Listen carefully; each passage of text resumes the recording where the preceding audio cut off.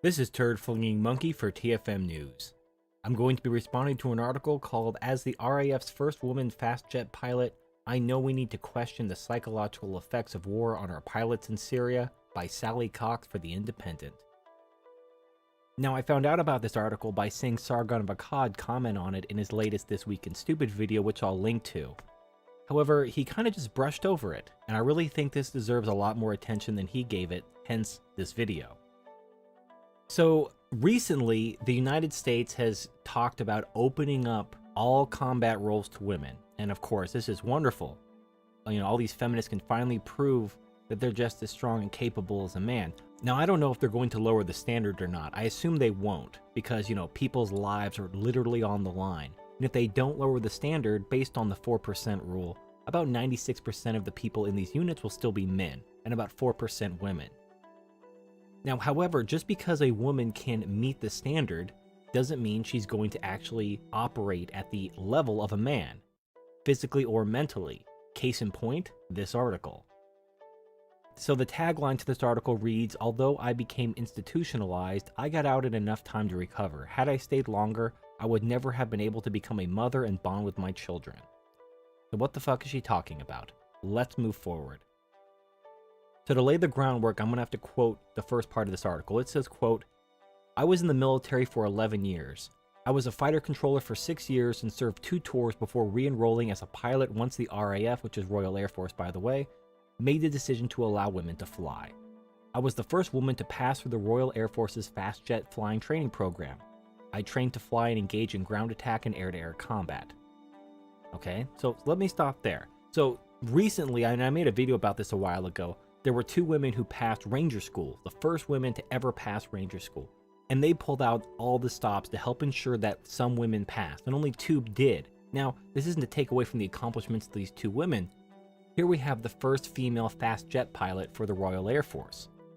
So again, they opened it up, they allowed her to compete. She got there based on her merit. I'm not taking away from her ability. She met the standard, so congratulations to her.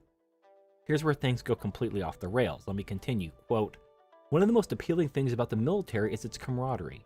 It attracts and rewards those with a natural degree of loyalty, team spirit, and ability to operate effectively under pressure. I played hard and worked hard alongside like-minded people. We had a ball." There we go. "No one I knew joined the military to kill someone. We were all attracted to the lifestyle. The fast-paced adverts promised adventure, excitement, and outdoor life, new experiences, world travel, and a respected career.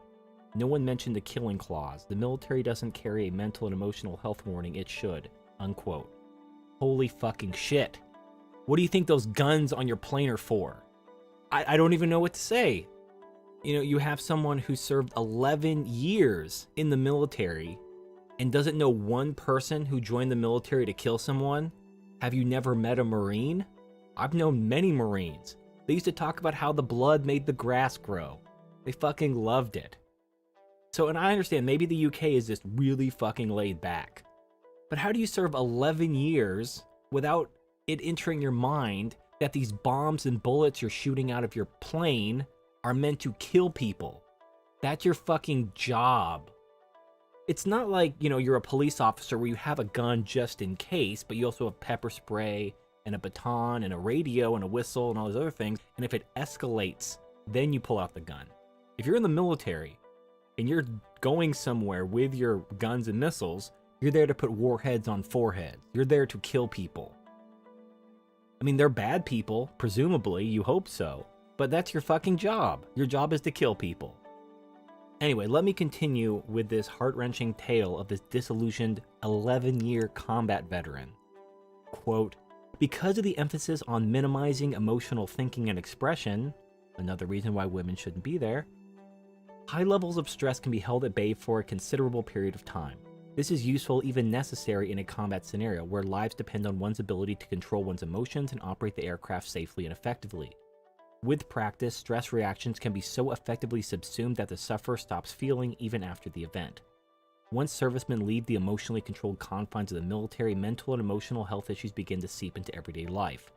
Feelings of guilt, listlessness, depression, and abiding sense of doom, withdrawal and estrangement can take over. Those with the greatest capacity for emotional maturity face both the most pain and the most chance for recovery." So, unquote. Let me just stop there. So here we have a woman who didn't realize being a fighter jet pilot meant you killed people, served 11 years, and then she can't deal with the consequences of what she chose to do. It's like, why the fuck did you go there? Oh, it's an adventure. Oh, what are these missiles for? I have no idea. I shoot the balloons, right? I don't actually hurt anyone, right? Fucking retard. She didn't understand that you had to kill people as part of your job, and because she's so emotionally mature, it affected her. That's not emotional maturity. Being emotionally mature means to be in control of your emotions, something women have a very hard time doing. There's like that, emotional intelligence horse shit. It doesn't exist. Women are just emotional, period. Doesn't mean they're more mature. In fact, she even admits that emotional thinking will get people killed, so why the fuck are you there?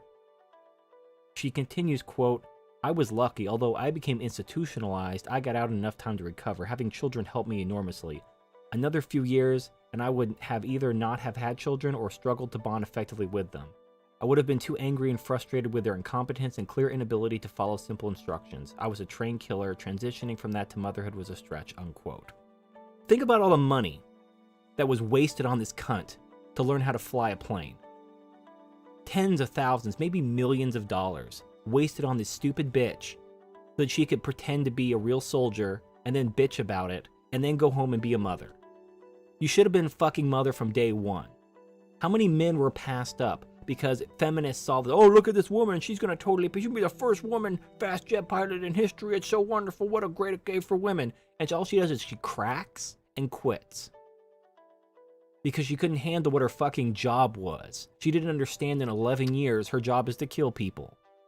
If you don't want to kill people, don't join the fucking military. Or if you want to be in the military and not kill people, go work in logistics or medicine. Go be a nurse. Don't hold a weapon and then bitch that you killed people. That's your fucking job. Talk about, oh, I couldn't bond with my children. How dare you? There's so many men who come back from war and bond with their children. Fuck you. Because you're so emotionally immature that you couldn't handle what your fucking job was from day one. Get the fuck off the battlefield. Men are doing important work. We don't need your fucking vagina there, fucking shit up and wasting our time, wasting our money, and then disparaging the entire military in your bullshit. The last two paragraphs read, quote, yet again we are sending out more of our young men and women to the Middle East to carry out airstrikes in Syria. More young people will return to their lives at home unable to find normal work and support families, unable to live the happy, fulfilled lives they were promised to them. In the words of Wilfred Owen, foreheads of men will bleed where no wounds were, unquote. If you don't want to kill people, don't join the military. And if that bothers you, quit. Don't waste our time and money chasing this feminist horseshit, because I guarantee she's going to go home and sure, her name's in the history books. What a great moment. She's probably going to be whatever the bullshit Women's History Month horseshit. They're going to be remembering, who was the first woman's fighter pilot in the Royal Air Force? It was this lady. And she's going to be known in the history books forever for the great accomplishment of wasting taxpayers' time and money, training her so she could complain and bitch about having to kill people because that was her fucking job from day one.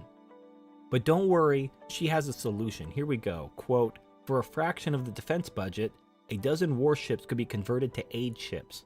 Tanks full of medical supplies can reach just about anywhere. Where they falter, we have heavy lift helicopters. These are jobs worthy of our young people serving in the military. These are tasks they can be proud of. It's a bold change of mindset, certainly, but I believe my children and all young soldiers deserve it. Go join the fucking Peace Corps. There's this famous bumper sticker that says war is not the answer. Well, what is the question? If the question is, what do I want to do today? Well, war is not the answer. But if the question is, how do we stop slavery? How do we stop the Nazis? How do we stop communism? Well, sometimes war is the answer. Giving people medical supplies isn't going to stop them. Sometimes you have to kill people. Sometimes that's the only way. And if you can't handle that, then you have no business having an opinion or a place at that table. Go in the fucking kitchen, make me a sandwich and drain my balls like the bitch you are, because real men are doing real work. If you want to do this hippie bullshit, go volunteer with some charity. Don't go in the military and try to turn the military into some bullshit charity. You think you can defeat ISIS by giving them medical supplies? No. Fucking retarded. You're a fucking retarded cunt. You had no business being in the military at all. I can't imagine the more worthy men who fought for the position that you held and were passed over because you were this gung-ho female and they were going to make history and the feminists were going to get a little notch on their belt for having the first woman pilot. And they got it. And all that money, all that time, all that training flushed down the toilet because you couldn't hold it together. So this is Turd Flinging Monkey signing off.